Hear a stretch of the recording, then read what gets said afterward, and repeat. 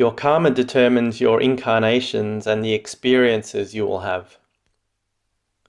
The word karma has become part of the common parlance of the modern world, but its meaning is often misunderstood. The Sanskrit word karma literally means action. The law of karma refers to the fact that actions have consequences. All actions sow a seed for the future that corresponds with the intention with which it is offered. This means that the effect pre-exists in the cause.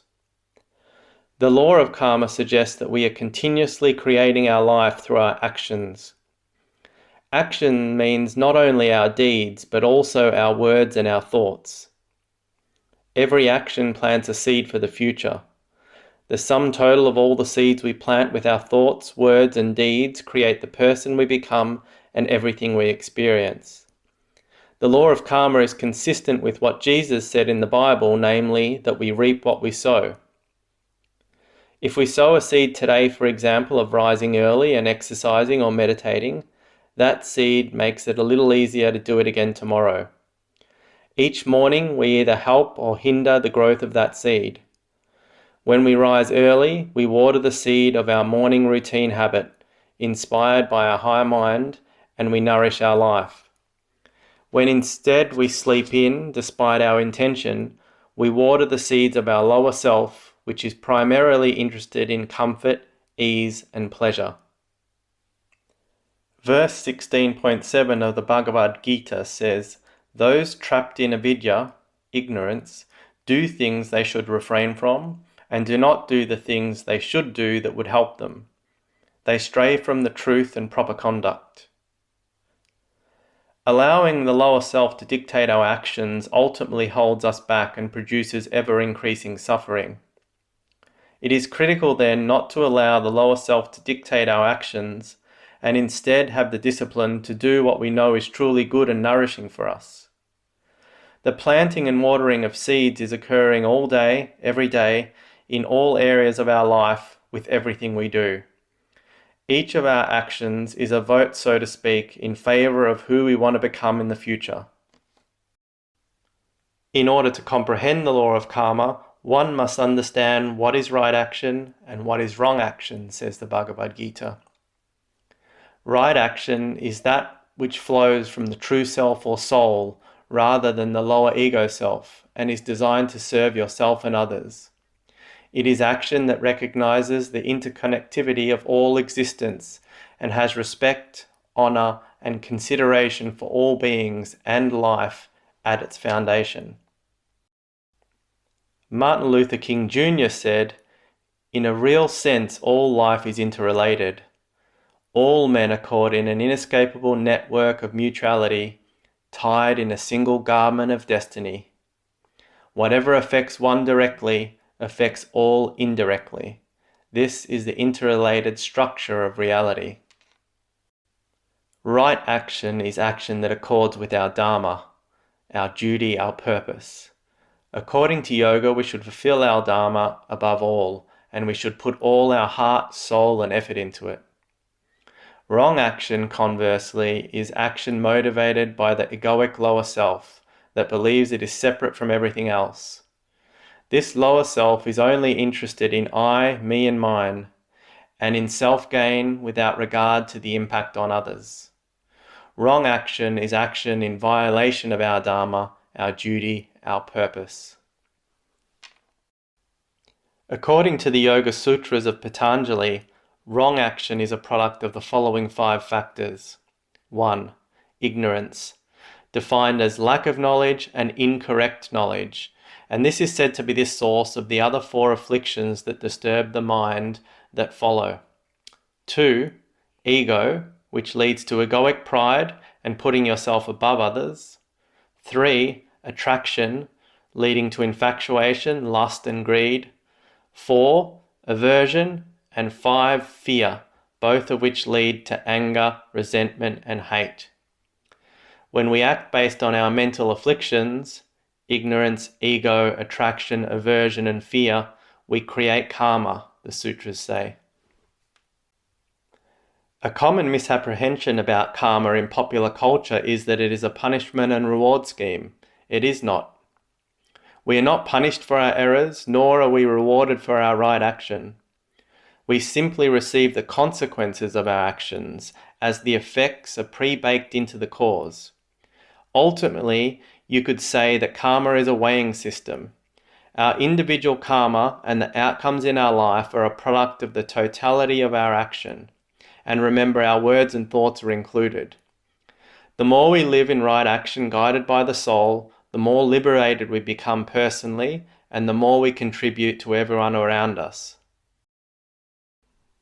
On the other hand, when we fail to live well, entangled in wrong action, driven by our lower egoic self, we become dragged down personally, and we drag others down with us. In the Yoga Sutras of Patanjali, it says, when karma is created, an impression is left behind called a samskara, which will manifest when conditions are favorable. When we act from our lower self, we create karma, and an energetic residue of our actions remains with us. This residue is easy to comprehend in the emotions that linger within us after a negative encounter. When this residue and the issues that cause them remain unresolved, gradually over time they weigh us down and affect our lives. Our karma and samskaras are designed to show us what issues are unresolved within us and what we still have to deal with. They highlight and bring to our attention what we have yet to understand adequately and what we still have to learn in order to grow and move forward.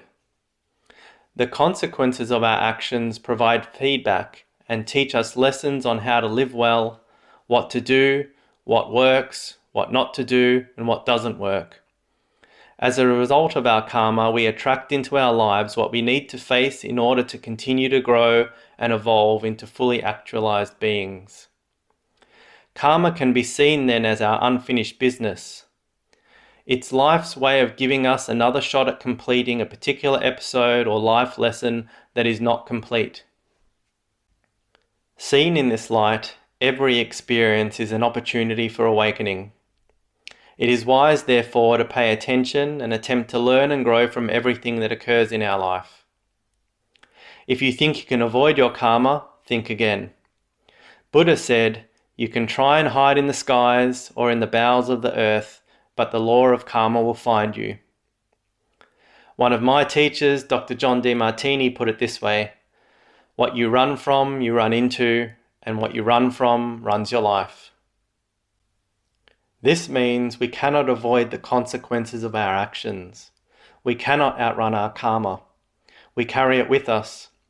Our lessons follow us wherever we go, and they will dominate our life by coming up over and over again until they are addressed and transcended. Yoga goes as far as saying that our karma remains with us from one life to the next.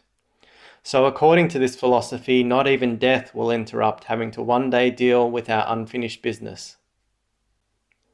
This being the case, the only sane solution that leads us out of suffering is to deal with all that arises as best we can. The Rolling Stones summed it up beautifully when they said, you can't always get what you want, but you get what you need. The Yoga Sutras of Patanjali says, future karma and suffering can be avoided by working on the self. If we are committed to working on ourselves and looking for what we haven't yet dealt with, we can voluntarily learn the lessons from our past and heal ourselves. Doing this deep inner work dissolves our karma and circumvents the need to revisit that experience, thereby avoiding lessons repeating and the corresponding suffering that causes. How do we avoid creating karma in the first place, you might ask? The Yoga Sutras of Patanjali says, when your mind is in a state of yoga, yoga meaning union, integration, and mental equilibrium, you do not create karma. This means when your mind is balanced, centered, and open, you do not create any new karma. When the higher mind and the soul have control of the reins within, we act in harmony with life. We remember that we are part of an interconnected whole. We have love and compassion for all beings and all existence. We live up to our highest inner ideal and we live out the best version of ourselves. In so doing, our action is stainless, without residue and without karma. On the other hand, when the lower self and ego override the higher mind and soul, we are taken off course by reacting to the outer world. We misperceive things, we are overcome by irrational emotions, we judge and react in ways we later regret and have to correct. We fail to live up to our highest vision and ideal and fail to live out the best version of ourselves.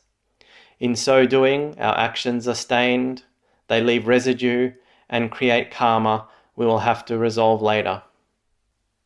The Bhagavad Gita says, when you allow your mind to be carried away by the senses, it takes with it your good judgment, just as a storm drives a boat off course. Therefore, go beyond attraction and aversion and abide in the wisdom of the self. Aim then to live in alignment with your higher mind and soul in every moment, and to live in a balanced mental state of yoga.